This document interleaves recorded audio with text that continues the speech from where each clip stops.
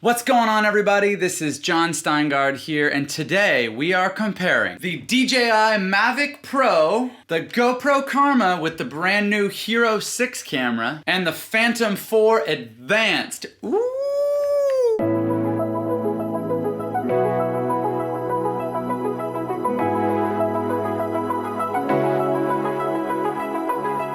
Guys, thank you so much for hanging with me and checking out my video. In this video, I'm gonna try and give you some really good information on these three drones. I've been flying drones for 2 or 3 years now, and I've done a lot of it. I've taken drones all over the world shooting videos. I love drones. When I first flew one, it was just this amazing experience of being able to get this camera angle that I couldn't even have imagined before. And these three drones, I would say, are three of the main competitors in the price range between $1,000 and $1,500. So these are good for people who have some cash to burn on a toy, or for people who are professional or semi-professional videographers and photographers who just want an extra trick in their bag of tricks. When DJI introduced the Mavic Pro, I was pumped because here's this camera that folds up, and when it's in your camera bag, it literally takes up the space of maybe a large lens, and you don't have to have a separate bag for it anymore. You can just throw it in your camera bag. I just think that's a huge benefit, and that's what initially attracted me to the Mavic. And for the price and the size, it really is incredible what it can do. But one of the things I started to notice over time is whenever I would shoot with the Mavic in any area where there's a lot of detail, I would start seeing this flickering. And it was really frustrating. It's not something I noticed when I first started flying the Mavic, but once you see it, you cannot unsee it. And here's an example. And I did a lot of research as to what this flickering was, and the explanation is fairly nerdy, so I'll try and keep it short.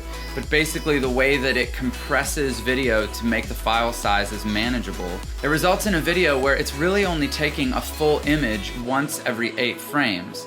And the next 7 frames are based on that first frame.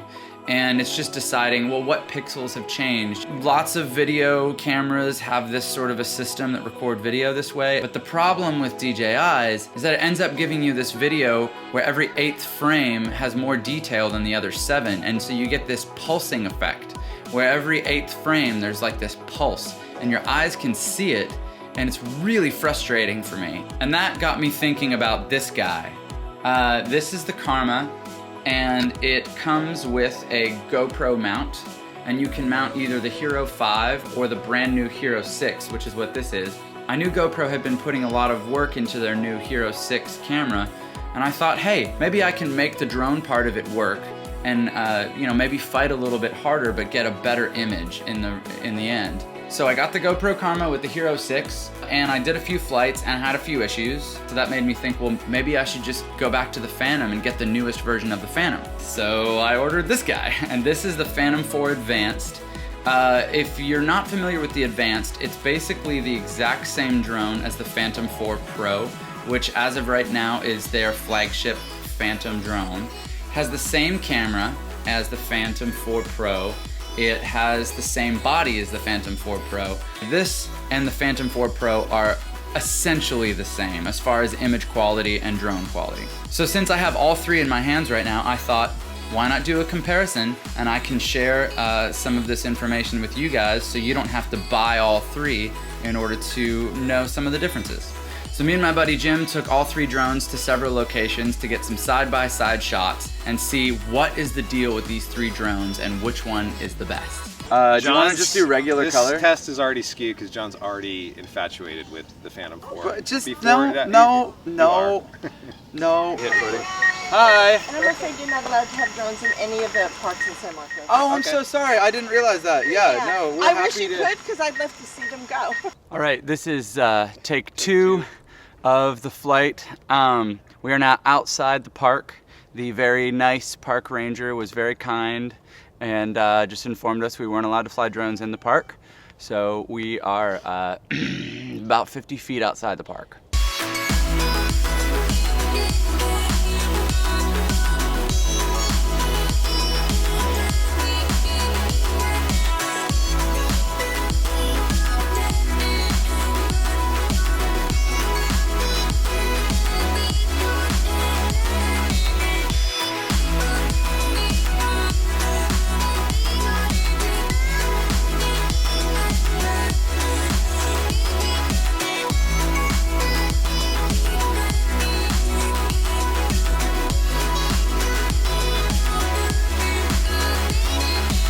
quite honestly, my conclusion is a little frustrating. There are things I like and don't like about all three. We'll start with the Phantom 4 Advanced.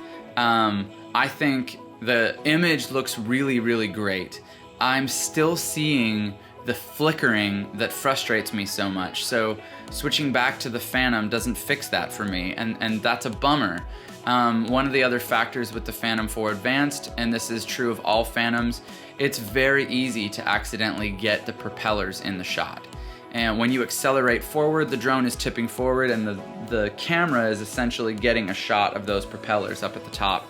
And that's just a real buzzkill, getting those propellers in there. The Mavic and the Karma don't have that problem, so that's something that's unique to the Phantoms. But that being said, the drone flies incredibly. I think it flies the best of the three. It handles wind the best. It flies in a straight line the best, and the obstacle avoidance is really, really good as well. Moving on to the GoPro Karma, I actually really do like the image. I like the picture. I've heard people complaining about the Hero 6 having some issues. I know they used a brand new GoPro chip, a proprietary chip that they made instead of using third-party chips.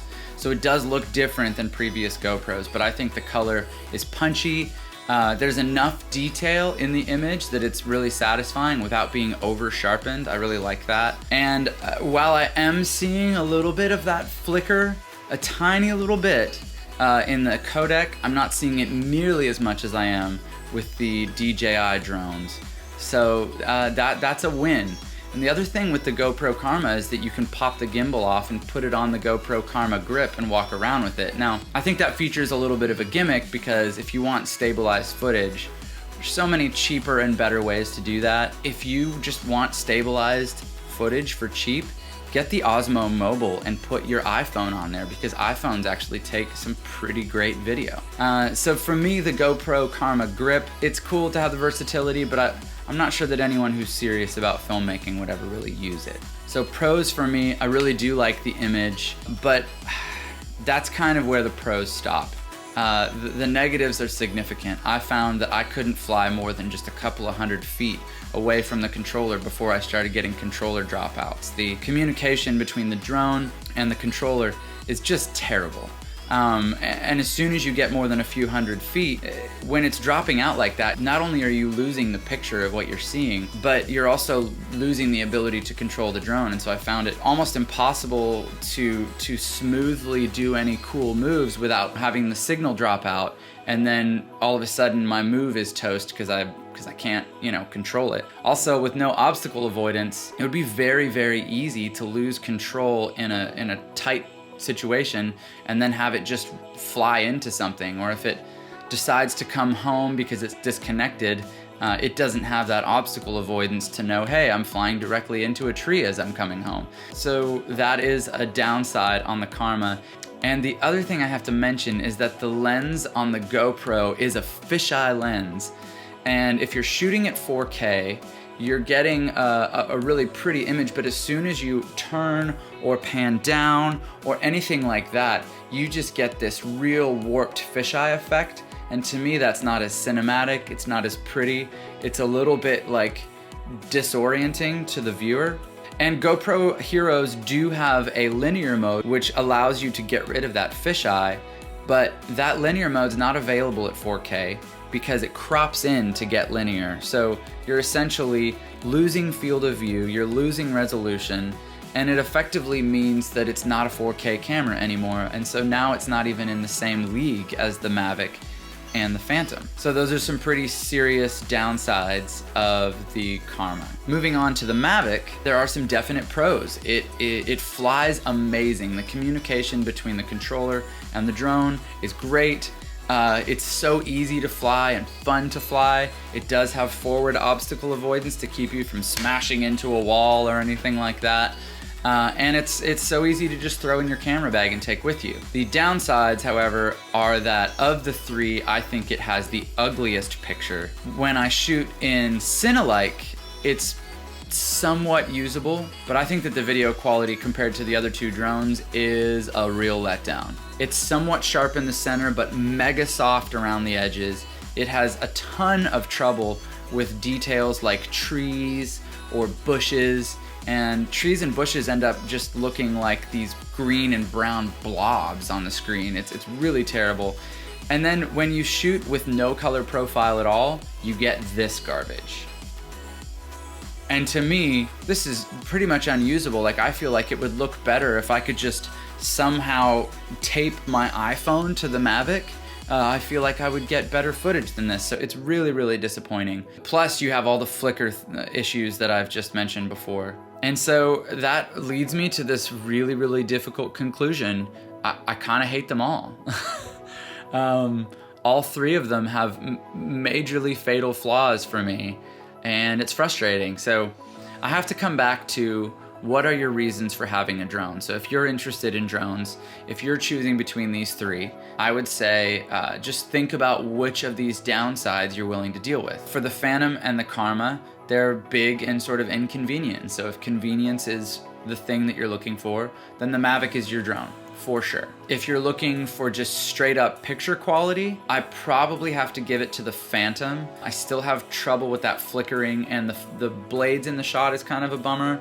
But if you can manage those two things, I do think the Phantom has the best picture. If you want the versatility of being able to put a camera on a grip and have the, you know, the hero camera that you can take it off and put it underwater and things like that, then maybe Karma is your drone.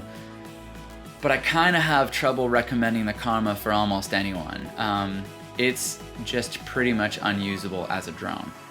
So there you have it. Conclusion, all three of them are trash. Don't buy any of them or buy them all. Just do whatever you want.